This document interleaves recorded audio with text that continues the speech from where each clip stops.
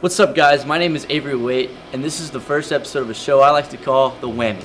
On The Whammy, we'll be talking about all things music, anywhere from new albums, and even sitting down with band members of local artists and even bands ranging from the DFW area. I have a lot in store and a lot in my mind that I have ideas for to come for the rest of these episodes. Just stay tuned. I really don't know what's to come from it.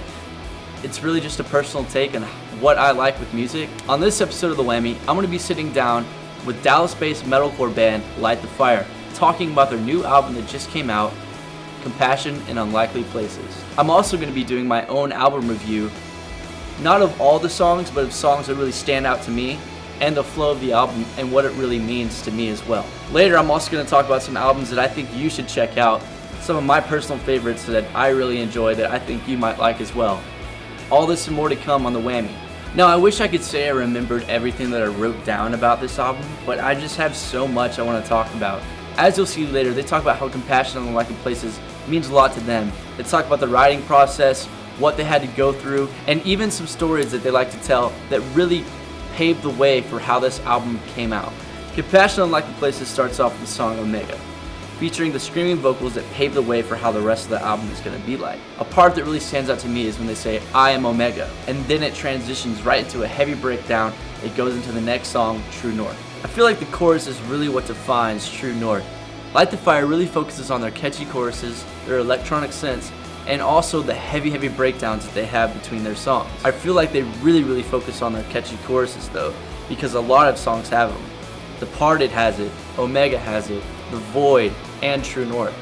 Departed is definitely their softest song on the album. Again, the chorus sticks out to me, and it gives me some A Day to Remember, another very well-known punk rock heavy band, but they still maintain their own originality with it as well. I'm not going to talk in order about every song on this album. Really want to talk about one of their songs that's already one of the most popular songs. It's been out since 2017, early 2017, called The Void. It already has about 1 million listens on Spotify. I definitely relate to this song the most because it has lines in it such as "This anxiety is killing me" and "We can find another way to fill the void inside." The bridge is probably the most heaviest part of this track. Another solid breakdown, but then it softens up again. It picks up with that amazing chorus that they have once again. This song is all over the place, but I feel like it's all over the place in a good way. They also have another song called Autonomy that's probably one of their most heaviest songs on the album, and I feel like it's also their most politically angst one as well, because they have a line it such as "This is war," and I think that just kind of goes without saying that you'll find out later on what they mean about this song. So that's Compassion in Unlikely Places. Later you're going to get the band side of the album that really paved the way for how some of these songs came out.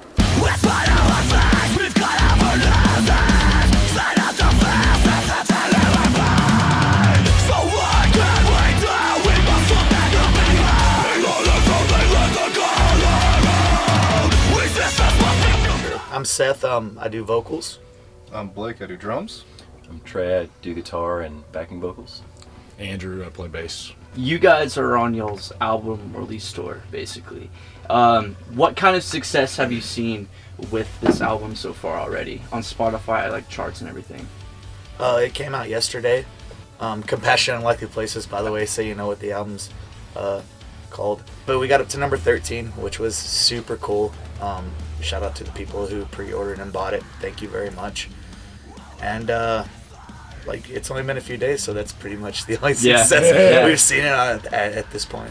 So what do you guys? What's your vision for the next, few months with going forth with this album? Like show-wise, recording new songs, your fan base, social media presence, things like that.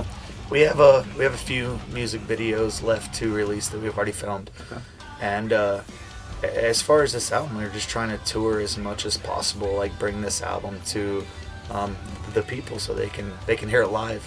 And that's really all we have planned as of now, is play as many shows as we possibly can. We started writing this 2 years ago. Some of them are at least 2 years old. With The Void, which has, 1 million Spotify, which is nuts.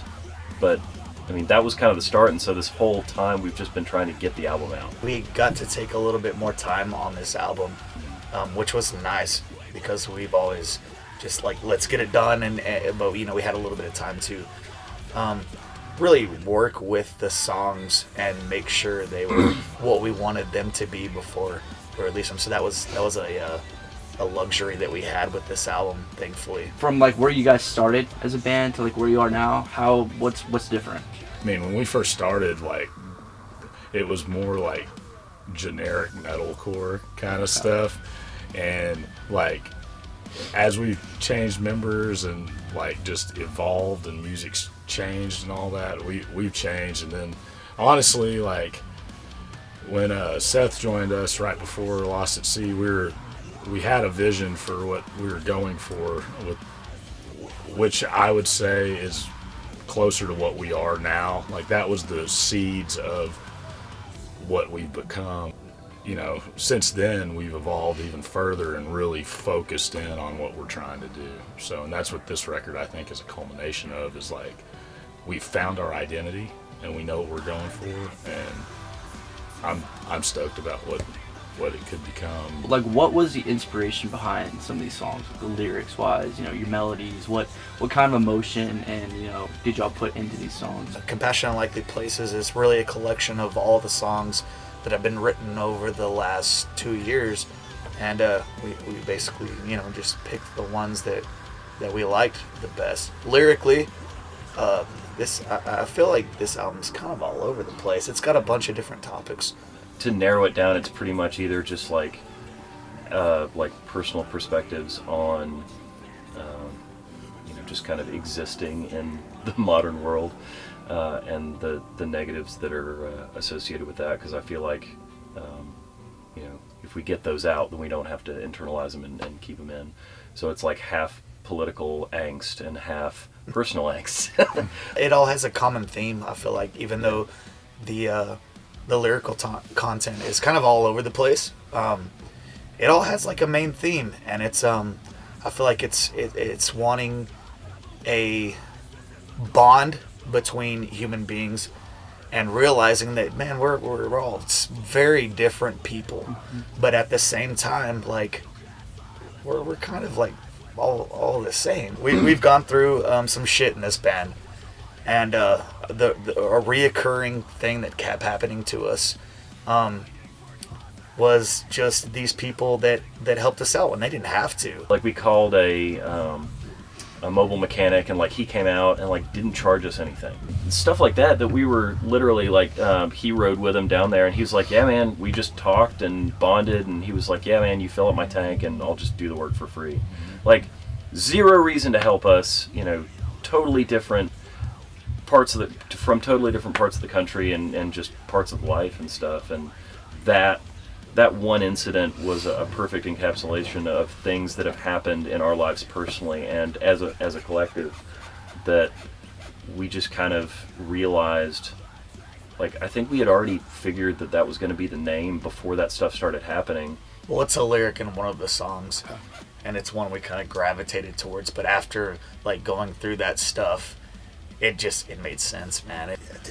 Think for yourself. I mean, that's obviously I think a theme throughout the album. And that you're not alone. Yeah, like, there are other people that are questioning everything around them. That sense of, you know, not being alone, because that's what helped me. That's why I got into this kind of music in the first place, was I wanted to be for other people what the bands that I listened to growing up were for me.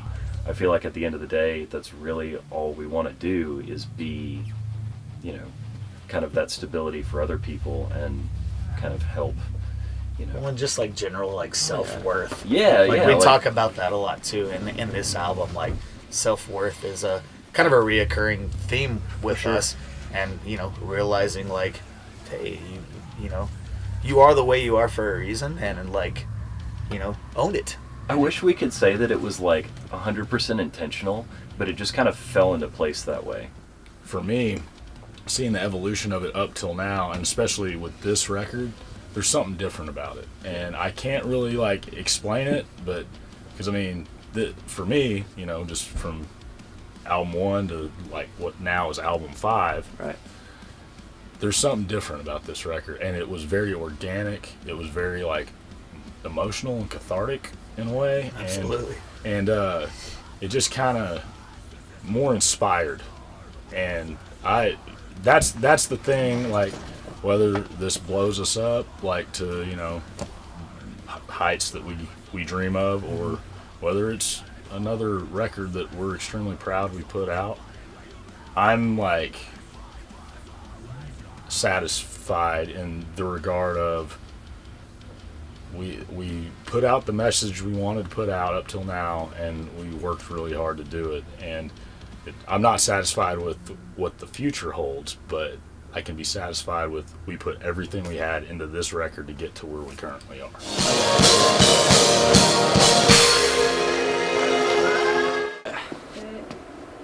Okay, for this next segment I'm really going to just get on my phone and I'm going to go to Time Magazine and we're going to look at the 10 best albums of 2018. I have no idea what these are going to be. Some of these artists I probably won't even recognize, so I might read a little bit about them and get my own take, my own reaction. So here we go. At number 10, we have Camila Cabello, her self-titled Camila. Of course, Havana was a very big hit of 2018. It's also saying the rest of her debut solo album is mostly produced yet razor sharp in its specificity. That's a hard word. So this is the first song she had that came out after her split from Fifth Harmony. So yeah, that's number 10. Number 9, we got the 1975, A Brief Inquiry into Online Relationships. I love the 1975. I love more of their older songs and their older albums. I didn't get a chance to listen to this new album so far, but they're an English pop rock band, and they don't limit themselves to one style. They like the autotune soul, typical funk, and jazzy punk pop. There's a difference between punk pop and pop punk, by the way. I just had to get that out there. They're really, known for their love songs, and they're very upbeat, and you can kind of dance to them a little bit. Like their hits, Chocolate and Girls, everyone knows that song, and then Something Else, and the song Sec. There's other songs that I'm not going to go into other songs that I know, but yeah. Next up at number 8, we have Casey Musgrave's Golden Hour, and that actually is very surprising to me because that is a country album. In a way, Casey Musgraves kind of has her own pop influence to her songs. I guess one of her most famous songs on it was Space Cowboy. I've never heard it personally. And then High Horse. I've heard High Horse. That's a good song. But yeah, I think that's pretty awesome how they have a country singer on there. The next is Troy Sivan Bloom. Never heard of him before. Apparently he's an Aussie singer, and he started as a YouTube star. And I guess he's a pop star. I really don't know anything much about him. Next we have Robin Honey. 8 years after becoming a cult favorite for dance floor rhythms like Dancing on My Own, the Swedish pop icon delivered a mature and experimental album that centered her hard-earned wisdom while embracing new sonic textures, and once again she invites listeners to dance along with her. J Balvin, Vibras, a Columbia superstar. So I guess this list is really showing not just top American albums, it's going all over the world. Next we have at number 4, Shawn Mendes self-titled album. You know what? I really like Shawn Mendes. He's got great music. One of my favorite songs by him is Stitches. I can't lie. I think it's a great song. I've covered it myself. They said on this he goes from more of an R&B sound to it. So I've never really listened to the album myself, but I'm sure it's really good because Shawn Mendes is an amazing artist and amazing singer. At number 3 we have Mitski, Be the Cowboy. Again, I've never heard of Mitski. Apparently it's an indie rocker, so I might have to check that out because indie rock is one of my favorite genres as well. Then we have Janelle Monáe, Dirty Computer. It's a very futuristic, androided sound. She has some rap, and I've never heard of this album as well. Oh my goodness. Number 1, Cardi B, Invasion of Privacy. Wow, I really have no words to say to that. I can respect the hip hop nation, but I honestly do not think this is the best album of 2018. I mean, I know it's just a Times magazine, but at the same time, you could have picked so many different albums besides this. I mean, I know she had her Bodak Yellow song, and but really, a hip hop album by Cardi B is number one. It kind of blows my mind. There's so many different other albums and artists out there that deserve this spot, in my opinion, way more. But you know what? I'm not the person who wrote Times Magazine, so I guess I have no opinion on that. Well, I have an opinion, but I have no say on what goes down. For this last segment, I want to talk about a few albums that I really enjoy that mean a lot to me, and I think you should listen to them, and I think you would enjoy as well. One of my favorite albums of really all time is a pop punk album called Life's Not Out to Get You by the band Neck Deep. Really every song in this is amazing, super catchy. They mean a lot to me. Dealing with, anxiety and depression, things like that. Life's really not out to get you. It has a song on there called Gold Steps, and one of my favorite lines from it is, "I've been climbing mountains that I want." It's one of my favorite lines from the song Gold Steps is, "I've been moving mountains that I once had to climb." So that really stands out to me, and I really kind of want to get a tattoo of that too as well. Another newer album is an alternative punk band called Bearings, and they have this album called Blue in the Dark. I've actually met these guys in person as well. They're super cool dudes. They're from Canada. I feel like this album is really, it's putting them on the map. They're signed to Pure Noise Records. They have some very, very good songs. So they're like Eyes Closed, aforementioned, and Stuck in a Door Frame, which is personally one of my favorites. Door Frame kind of makes you feel like you're in that rut, and then like you're trying to get out of that rut. Another album I really like is by the Christian pop punk band called, it's their album, and I'm not kidding, that's literally what it's called, is Some of my favorite songs there is Be My Escape and Who I Am Hates Who I've Been, and they just really relate to me a lot as well, because sometimes you knock yourself down or you do some stuff that you're not necessarily proud of, and this song is really just my pick-me-up. So like I said, I don't just listen to that kind of music, I also listen to a whole bunch of other stuff. In the next episode, I'll figure out a few more albums that I can tell you about, and also figure out some new segments, and maybe have a guest speaker. All this and more to come on the Whammy, so I appreciate you watching. Thanks, guys.